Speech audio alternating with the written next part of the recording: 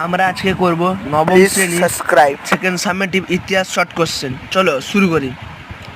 একের এক, Frankfurt parliament কতজন প্রতিনিধি নির্বাচন হয়েছিল? এ 586 জন। 2, উষ্ণ জলনীতি গ্রহণ করেছিলেন? এ রাশিয়া। 3, মুক্তির ঘোষণাপত্র জারি হয়? সি 1861 খ্রিস্টাব্দে 19 ফেব্রুয়ারি।